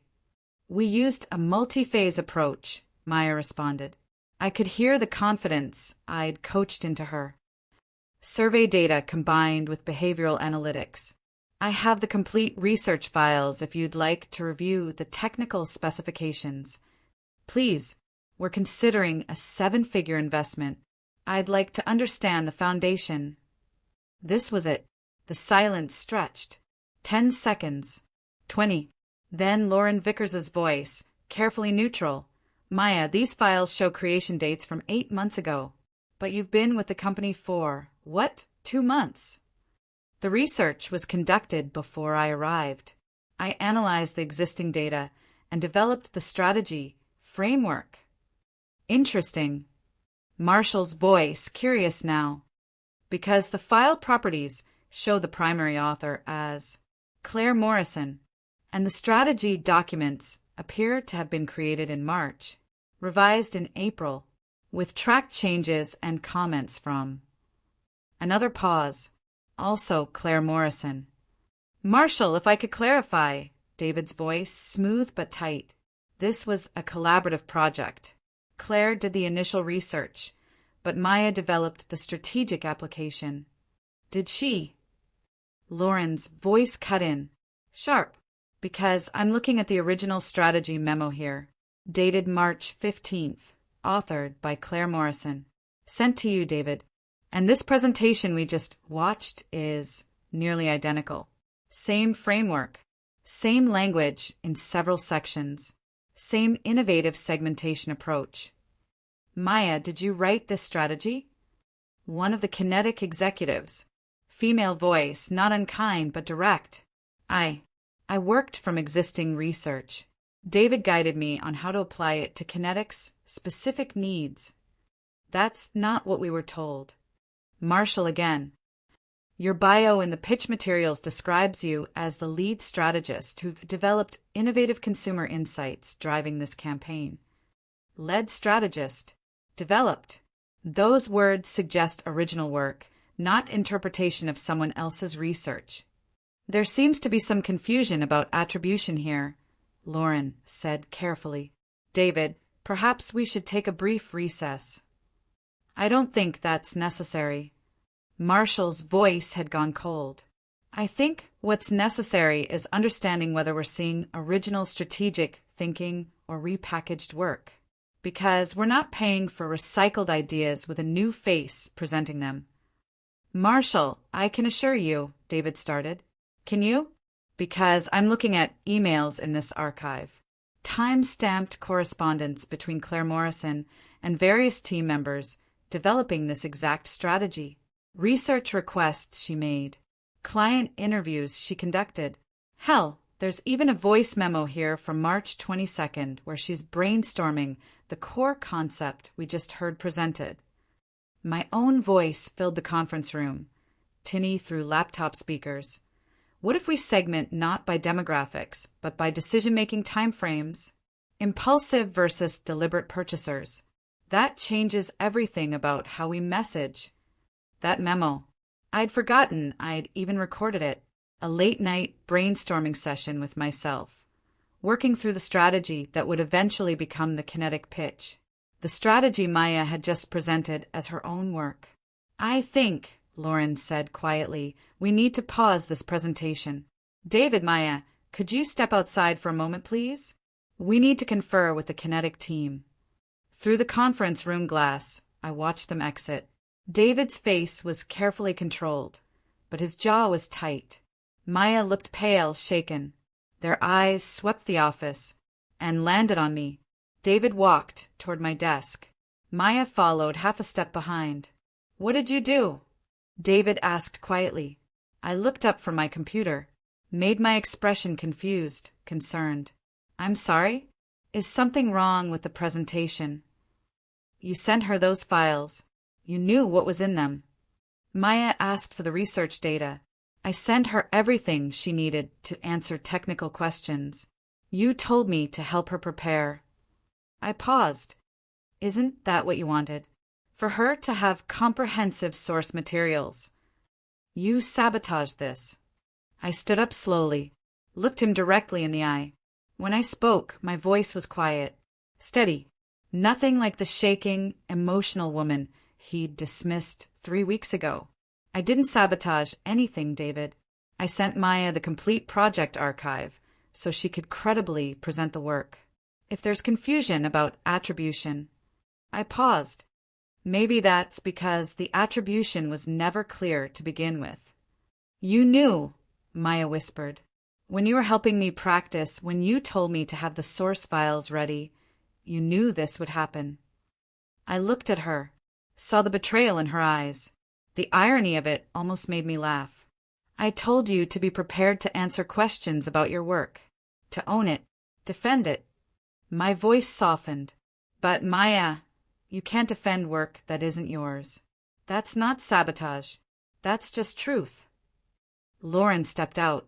Her expression was professional, unreadable. David, the kinetic team would like to speak with Claire. If she's available. Claire? Why? They have some questions about the research methodology and strategic development, since she appears to be the primary author. Lauren's eyes met mine. Something flickered there. Understanding, maybe. Or validation. They'd like to hear her perspective. I gathered my notebook, the one where I'd documented everything. Walked toward the conference room with my head high. As I passed David, I stopped. You taught me everything I know about winning client pitches. You should be proud. Inside, the kinetic team sat on one side of the table, Sentinel executives on the other. The energy was tense, awkward. Marshall Hendricks gestured to an empty chair. Ms. Morrison, thank you for joining us. We have some questions about the strategic framework we just reviewed. I sat down, calm, professional, everything I'd always been. Of course, happy to help. He pulled up my original strategy document, the one I'd created in March. Walk us through your thinking here. This segmentation model, where did the concept originate? And I did. For the next 20 minutes, I explained the research, the consumer interviews I'd conducted, the data analysis, the strategic leaps that had led to the innovative framework they'd seen. I answered every technical question, referenced specific sources, explained methodological choices, because it was my work. Every word, every insight, every strategic connection. And unlike Maya, I could defend it, because I hadn't just presented it, I had lived it. When I finished, Marshall leaned back. That's what I thought. This level of detail, this kind of integrated thinking, it doesn't come from reviewing someone else's research. It comes from doing the work. He looked at Lauren. No offense to your team, but we were told this campaign was being led by a young innovator with fresh perspective. What we're seeing is a seasoned strategist's work being presented by someone who appears to have had minimal involvement in its development. Lauren's expression was tight. I apologize for the confusion, Marshall. There clearly has been a miscommunication about project attribution. Miscommunication? He repeated the word flatly. Is that what we're calling it? One of the other kinetic executives spoke up. Ms. Morrison, if you were leading this campaign instead of, what did you say her name was? Maya, I said quietly. Instead of Maya, would you be prepared to present the full strategic rollout next week? We're still interested in the concept. We're just not interested in unclear leadership. This was the moment. The choice. I could say yes. Take back my work. Reclaim my position. Watch David scramble to explain why the person he'd been pushing out was suddenly critical to landing their biggest contract. I appreciate the confidence. But I think before we discuss next steps, Sentinel needs to have some internal conversations about project management and attribution protocols. I looked at Lauren. For everyone's clarity, Marshall stood. I think that's wise. Lauren, we'll wait to hear from you once you've sorted out who actually leads what in your organization. We're interested in the strategy. We're less interested in corporate politics. Understood. We'll be in touch early next week. After they left, the room was silent. Lauren looked at me, then at the door where David and Maya waited. Claire, please ask David and Maya to come back in. They entered. David's face was a mask. Maya looked like she might cry. Lauren didn't sit down. Neither did the other Sentinel executives. David, we need to discuss what just happened. But not here. In my office. Now. She looked at Maya. You too. David's eyes found mine one last time, and in them I saw the moment he realized. He'd lost. Not just the client. Everything. They left. I stood alone in the conference room, surrounded by the evidence of my own work projected on screens, printed in folders, undeniable and documented, and mine. My hands were shaking, but not from fear this time, from the sheer overwhelming reality of what had just happened. I'd walked into this building 3 weeks ago broken and powerless, and I'd just systematically, strategically, undeniably proven exactly who had built the work David had tried to steal. A text from Rachel. Well, I looked at it for a long moment, then typed, Truth won. The rest happened quickly. By 2 p.m., David had been called into an emergency meeting with HR and the executive team. By 4 p.m., a company-wide email went out announcing he was taking immediate administrative leave pending an internal review of project management protocols. Administrative leave. Corporate speak for. We're building the case to fire you. The office was electric with speculation. Whispered conversations in hallways. Shocked faces. Questions no one would ask directly. I stayed at my desk. Worked quietly. Didn't engage. Around 5 p.m. I saw her. Maya. She was at her desk, packing her things into a cardboard box. Personal items. Photos. The notebook where she'd documented everything I'd taught her. She hadn't been fired. Not officially. But everyone understood. When your mentor gets suspended and the project you presented publicly falls apart because you can't defend the work, you don't need to be fired. You resign. I watched her for a moment, then stood and walked over. She sensed me before she saw me. Her shoulders tensed. Maya. She didn't look up. Kept packing, hands shaking slightly. I'm sorry, she whispered. Are you? Or are you just sorry you got caught? That made her look up. Her eyes were red. Tears tracked through carefully applied makeup. Both, she said after a moment. Both. I knew it was wrong. Even when David told me you were transitioning out voluntarily, I knew something felt off. But I wanted it so badly. The opportunity, the recognition, the chance to prove I could be more than just an intern. Her voice broke. I told myself I was learning from your work, not stealing it, that I was building on it, not just taking it. But you were taking it, Maya. You signed that transition memo. You put your name on my strategy. You stood in front of clients and presented work you couldn't defend because you hadn't created it. I know. I should have felt vindicated, triumphant. She was losing everything she'd tried to take from me. But standing there, watching this young woman, barely older than my daughter would be in 15 years, pack up the career she destroyed before it really began, I mostly felt tired. What will you do? I asked. She shrugged, defeated. I don't know. Find another job. Hope this doesn't follow me. She looked at me directly. Are you going to tell people? Other companies? I could make sure every marketing firm in the city knew what she'd done. Ensure her name was poison in this industry. No, I said finally. Why not? Because you're 23 and you made a choice that a manipulative, powerful man convinced you was acceptable. You'll carry this. You don't need me to make it worse. I paused. But Maya, if you learned anything from this, learn that shortcuts always have costs. And stolen work will always be exposed eventually. She nodded, picked up her box.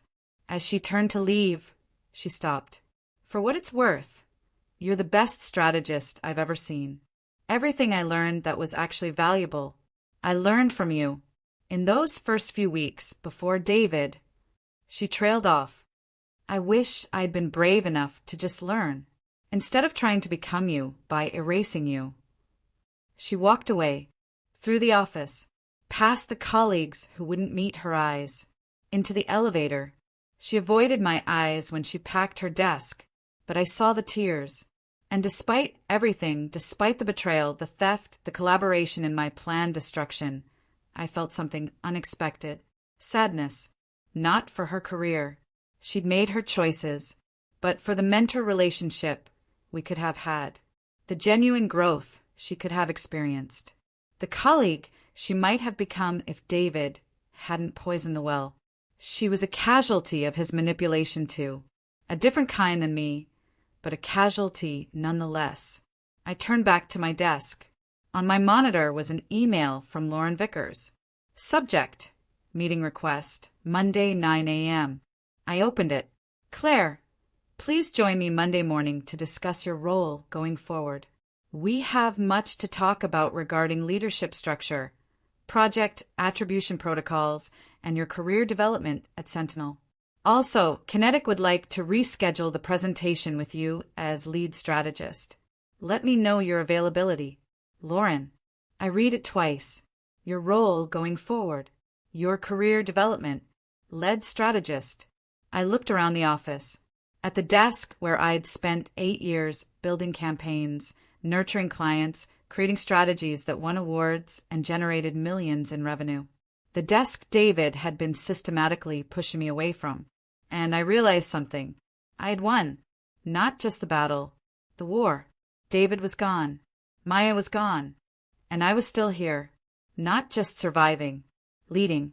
I gathered my things, turned off my monitor. As I walked toward the elevator, I passed David's office. Dark now, empty. On his desk, visible through the glass, was a cardboard box. Just like Maya's. Someone from HR had already started packing his things. I felt nothing. No triumph. No vindication. No satisfaction in his fall. Just the quiet certainty that justice, when it finally comes, doesn't need to be celebrated. It just needs to be true. In the elevator, alone, I looked at my reflection in the polished doors. The woman looking back was different from the one who'd confronted David 3 weeks ago. Stronger, clearer, unbreakable. She tried to fight with emotion and truth and righteous anger, and she'd been dismissed. But this woman, the one who'd spent 3 weeks building an undeniable case, who'd strategically positioned every piece, who'd let her work speak louder than her words, This woman had one. I stepped out into the evening air. My phone buzzed. Rachel, dinner? You have to tell me everything. I smiled. The first genuine smile in weeks. Meet you at Rosario's in 20. As I walked through the city toward the restaurant, I thought about what I'd tell Emma tonight. Not the details. She was too young for office politics and betrayal. But maybe I'd tell her this. That sometimes the people you trust will hurt you. That sometimes the system will try to erase you. That sometimes you'll feel powerless and small and completely alone. But if you document truth, if you build your case carefully, if you're strategic and patient and absolutely certain of your own value, truth doesn't just win. It becomes undeniable. And the people who tried to bury it, they bury themselves. I walked into Rosario's where Rachel was already waiting with wine and questions and the kind of friendship that had held me together through the darkest weeks. Tomorrow I'd meet with Lauren. I'd lead the kinetic presentation. I'd step into whatever came next with the confidence of someone who'd been tested and proven. But tonight I'd just be Claire, not a victim, not a warrior, not a strategist executing perfect revenge. Just a woman who'd fought for herself. And won. To truth, Rachel said, raising her glass. I raised mine. To truth, I echoed. And to the quiet power of knowing exactly who you are, even when someone tries to make you forget. The office felt different on Monday morning. Not in any obvious way. Same fluorescent lights. Same hum of the air conditioning. Same elevator ding announcing arrivals. But the energy had shifted, like the building itself was holding its breath, waiting to see what came next. I arrived at 7:30 a.m., earlier than necessary, but I wanted the quiet, needed the space to think before the day really began. David's office was still dark, still empty. The cardboard box on his desk had been removed over the weekend, but traces remained. A coffee ring on the corner. An indent in the carpet where his chair had sat for 6 years. Ghost evidence of a presence that had shaped so much of my professional life. I stood outside his office for a moment, looking in through the glass. I'd spent 8 years seeking his approval, his validation, believing that his recognition defined my worth, that his mentorship was the foundation of everything I'd become. And now he was gone, and I was still here, still excellent, still capable, still valuable. Turns out I'd never needed him to be those things. I just needed to remember I already was. Claire, you're early. I turned. Lauren Vickers stood in her office doorway, looking tired but purposeful. Wanted to prepare for our meeting, I said. Come in now if you're ready. No point waiting. Her office was bigger than David's. Corner view. Floor-to-ceiling windows showing the city waking up. Sunrise painting the buildings in shades of amber and rose. She gestured to a chair. I sat. I'm not going to waste your time with corporate pleasantries, Lauren said, leaning forward. What happened last week was unacceptable. Not just the kinetic presentation debacle, but the systematic misattribution of work, the manipulation of a junior employee, and the apparent plan to terminate you while stealing your intellectual contributions. I nodded, but didn't speak. Let her continue. HR spent the weekend reviewing the documents you'd flagged in that email you sent me. And Claire, this went deeper than even you probably realized. We found similar patterns with at least 2 other former employees. Women who left the company after working under David, whose projects somehow became his signature achievements after their departure. 2 others. At minimum, we're still investigating. Lauren's expression was grim. You weren't the first. You were just the first to document it thoroughly enough that we couldn't ignore it. 2 others. Women whose names I probably knew, whose departures I'd barely questioned because David's narrative had been so convincing. They're gone now, I said quietly. Those women. They left. They did. And we failed them. Lauren met my eyes directly. I failed them. I saw things that didn't add up. Talented people leaving abruptly. David's star rising while others faded. But I told myself it was just natural career progression. That some people have it and others don't. She paused. I was wrong. And I'm sorry. An apology. From an executive. Genuine accountability. I hadn't expected that. What happens now? Lauren pushed a folder toward me. Several things. First, David's employment has been terminated, effective immediately. Not administrative leave. Termination. For cause. He won't be returning. I absorbed that. The finality of it. Second, we're implementing new attribution protocols. Every project will have clear documentation of contributions. No more ambiguity about who created what. It should have been standard practice already, but she trailed off. Better late than never. Third, we're offering you a new position. Director of Strategic Development. You'd be leading campaign innovation across all accounts, with a team reporting to you. 20% salary increase, equity options, and final approval on all major strategic initiatives. Director, the role David had held. You're offering me David's job. No. Lauren's voice was firm. I'm offering you a job we should have created for you years ago. One that recognizes what you've actually been doing here while David took credit for it. He was never the strategic visionary of this department, Claire. You were. We're just finally acknowledging it. I looked down at the offer letter. The title, the salary, the respect codified in corporate language. Everything I'd wanted. Everything I'd worked for. Everything I'd been told I'd never have. I don't know what to say. Say you'll think about it. You don't have to decide today. Lauren leaned back. But Claire, I want you to know something. What you did last week, the way you built your case, documented everything, and let the truth speak for itself, that's the kind of leadership we need. Not the performative, credit-stealing showmanship David specialized in. Real leadership. Strategic. Ethical. Unshakable. I almost didn't fight, I admitted quietly. After that confrontation in his office when he made me feel crazy and emotional and paranoid, I almost just quit. Walked away. Let him win. What stopped you? I thought about that. About Janet's phone call. Rachel's support. The image of my daughter watching to see what I'd do when someone tried to make me invisible. I stopped believing his version of me and started trusting my own. Lauren smiled. That's exactly what I mean. That's leadership. We talked for another 30 minutes about the kinetic presentation, now rescheduled for Wednesday with me as lead, about the team I'd inherit, about the future of the department.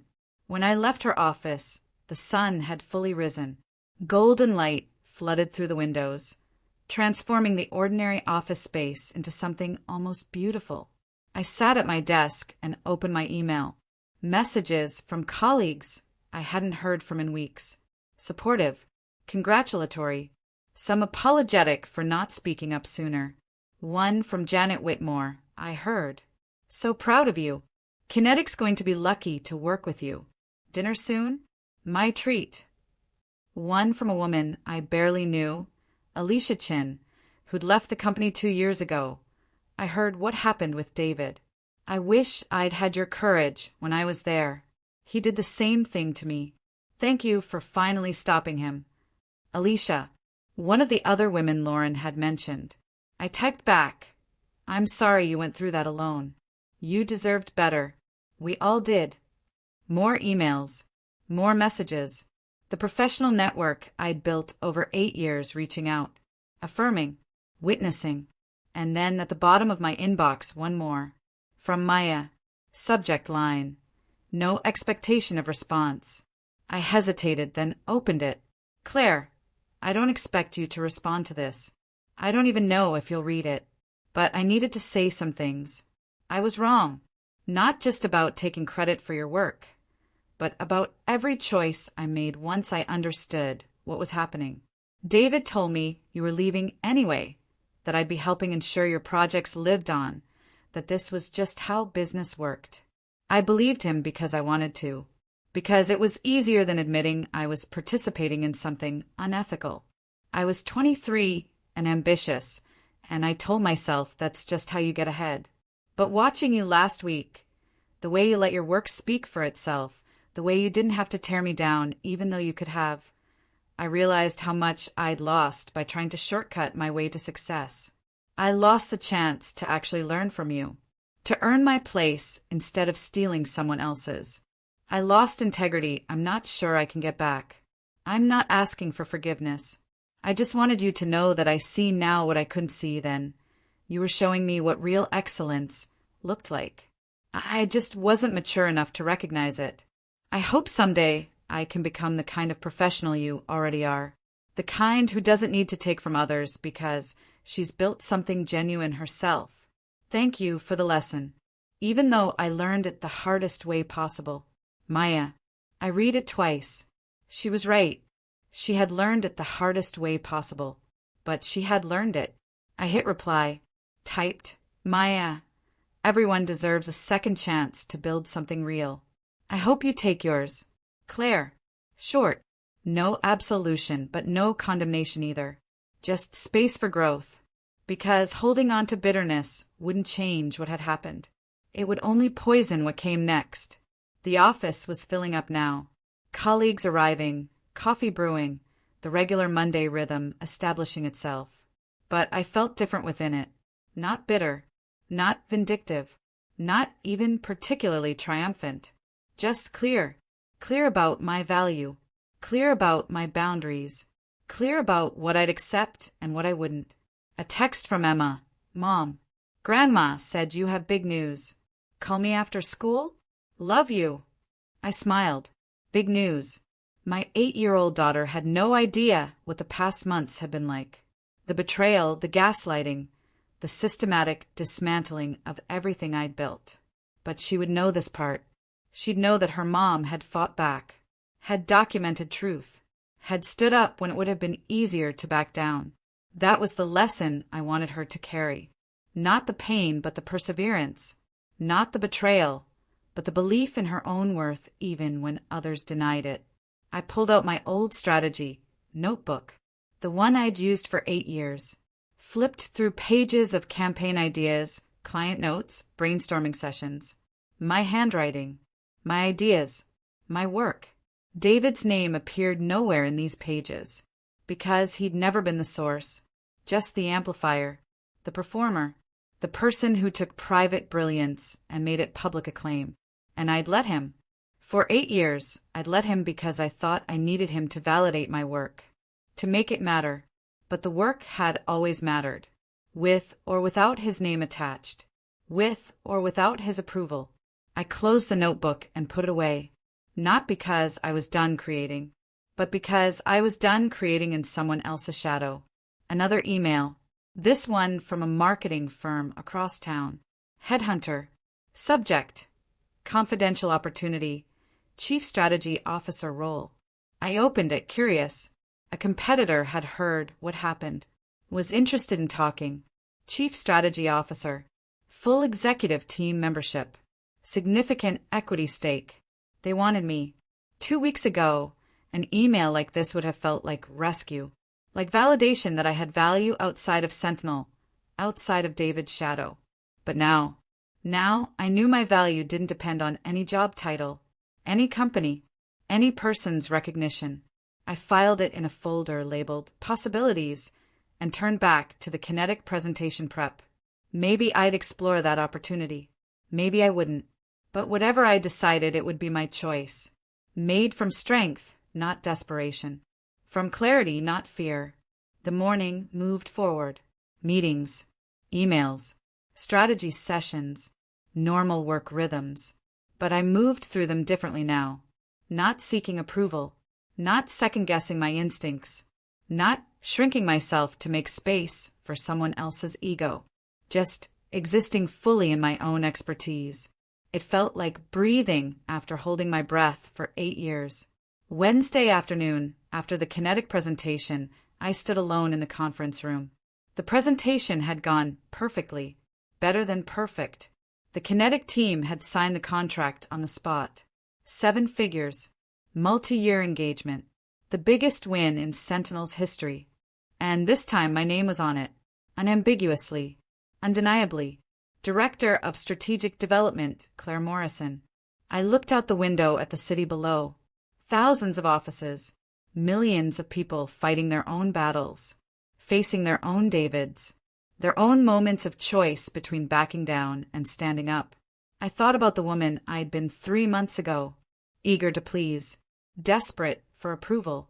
Believing that loyalty and hard work would be enough. She wasn't naive. She was hopeful. And there's nothing wrong with hope. The mistake wasn't trusting David. It was trusting him more than I trusted myself. I'd learned something in these months. Something that felt important enough to carry forward. To share with Emma someday. To remember every time I faced another challenge. Sometimes silence isn't weakness. It's power. Because when the truth speaks, you don't have to. I'd wanted to scream my accusations. To rage at the injustice. To make everyone see what had been done to me. But rage is easy to dismiss. Emotion is easy to weaponize against you. Truth, though? Truth, carefully documented and strategically revealed. Truth doesn't need volume. It just needs visibility. I thought about Maya, starting over somewhere with hard lessons learned. I thought about David, his reputation destroyed by his own documentation. His own patterns, his own arrogance. I thought about the other women, Alicia and whoever else, who'd walked away defeated, not knowing they could fight back. And I thought about the women who would come after, who would face similar situations, who would wonder if speaking up was worth the risk.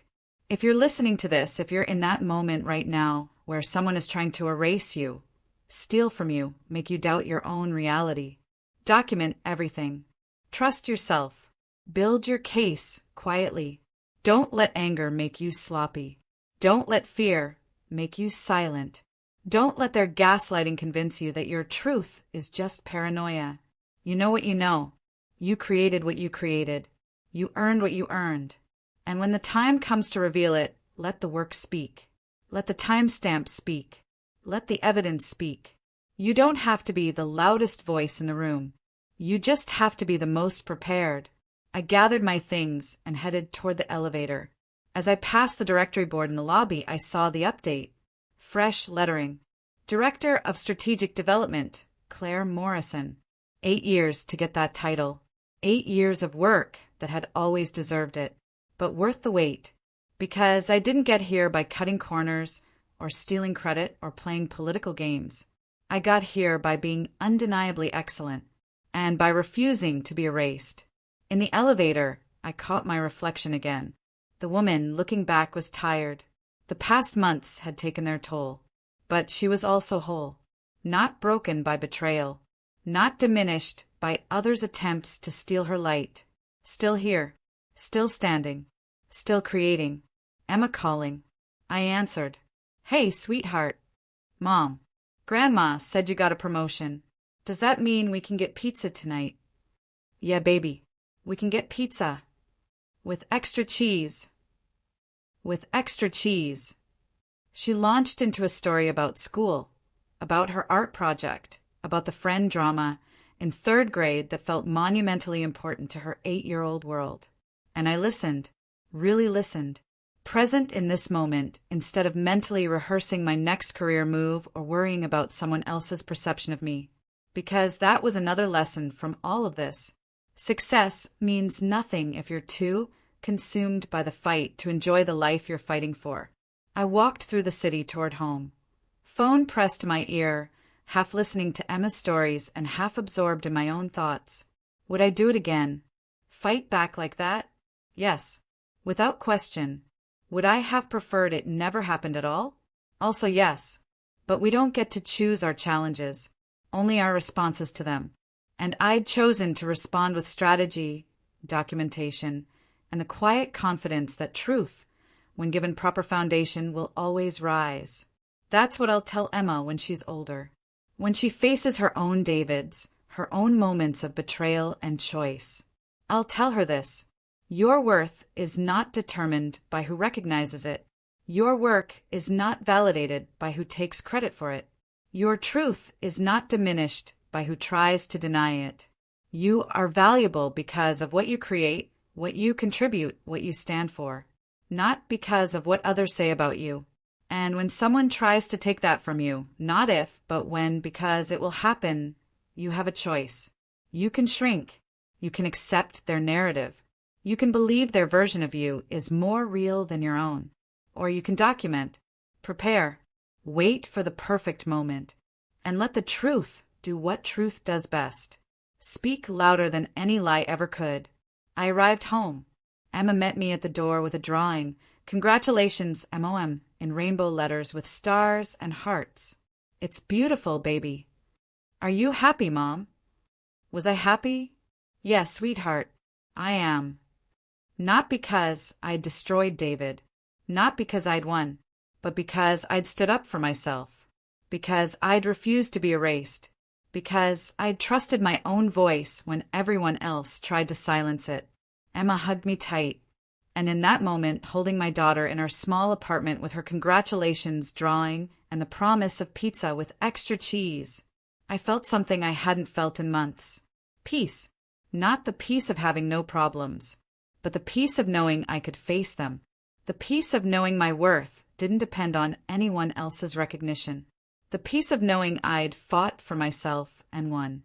The peace of knowing that sometimes silence isn't weakness. It's just power waiting for the right moment to speak. And when that moment comes, when truth finally speaks, you don't have to say a word. You just have to watch it unfold. Because the truth has always been enough. You just have to trust it, and yourself.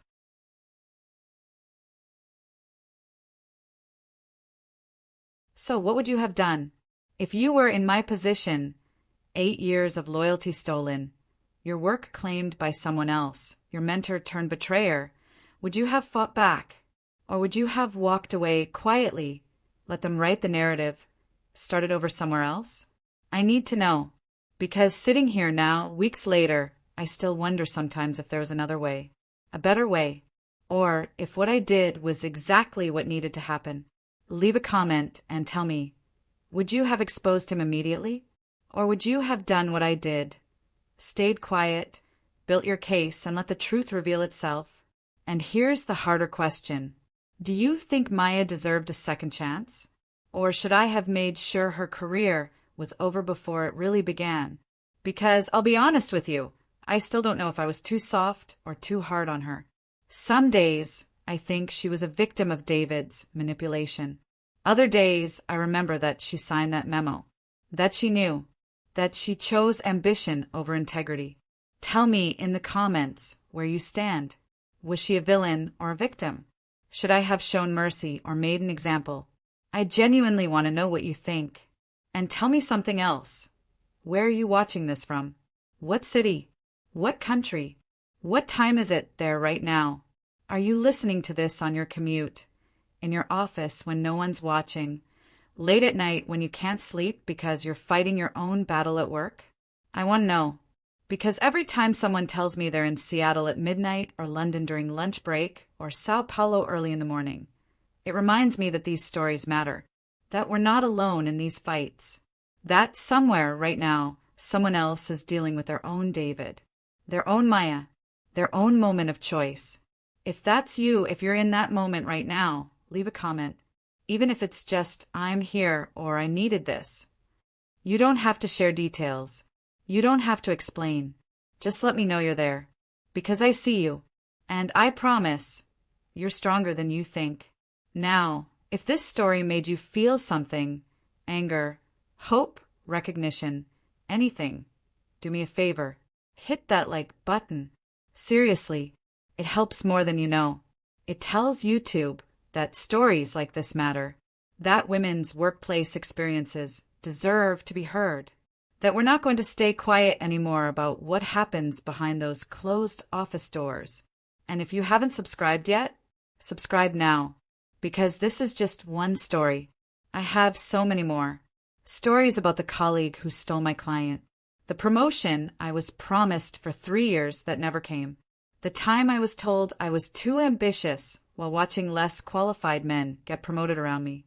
Stories about quiet revenge, about karma doing its work, about women who learned to play the game better than the men who created it. Stories you've lived, even if the names and details are different. Because this isn't just my story, is it? This is our story. Every woman who's been overlooked, underestimated, had her ideas stolen, been called too emotional when she stood up for herself, been told she was lucky to be here while doing twice the work of everyone around her. This channel is for us.